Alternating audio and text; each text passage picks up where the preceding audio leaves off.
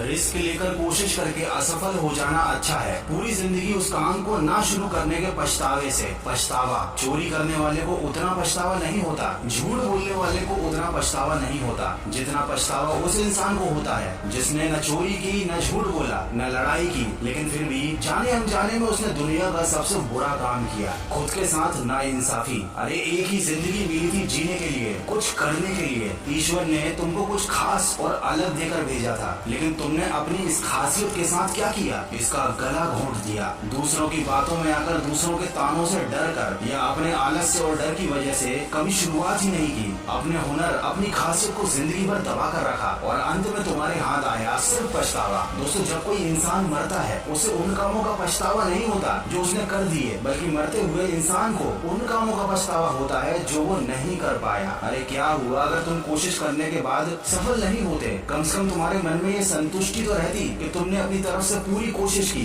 जो तुम पाना चाहते थे उसे पाने के लिए तुमने पूरी जान लगा दी। दोस्तों और रिश्तेदारों के डर से, इस समाज के डर से डर डर कर पूरा जीवन निकाल दिया एक काया और एक डरपोक की तरह, जबकि तुम्हारे अंदर एक वीर योद्धा छिपा हुआ था। दोस्तों, पछतावा अतीत नहीं बदल सकता। अगर आज भी तुम्हारे पास अपना वक्त बदलने का मौका है तो इस मौके को मत खोना। क्या करोगे ऐसी जिंदगी का जिसमें तुमने वो हासिल ही नहीं किया जो तुम पाना चाहते थे? क्या फायदा ऐसी जिंदगी का जिसमें तुमने वो काम ही नहीं किया जिसमें तुम माहिर थे, या फिर वो काम तुम्हें इतना पसंद था जिसमें तुम सबसे अच्छे बन सकते थे, लेकिन तुमने वही घिसी पिटी जिंदगी चुनी जिस जिंदगी के खत्म होने पर सिर्फ पछतावा हाथ में रहता है। दोस्तों, जीत की उम्मीद रखने वाले बहाने नहीं बनाते और बहाने बनाने वाले कभी इतिहास नहीं बनाते। अरे जिंदगी वो नहीं होती जो हमें मिली है, जिंदगी वो है जो हम इसे बनाते हैं। लेकिन जब तक ये बात समझ आती है, समय जा चुका होता है, बुढ़ापा आ चुका होता है। कहते हैं सही समझ सही समय पर नहीं आती, और जब आती है समय नहीं बचता अपनी गलती सुधारने का। जीवन का कोई भरोसा नहीं, आपके पास कितना समय बचा है आप खुद नहीं जानते, लेकिन बेफिक्र तो ऐसे घूमते हो जैसे 100-200 साल और जीने के लिए बाकी हैं। सफलता खुद तुमको ढूंढती हुई आएगी और कहेगी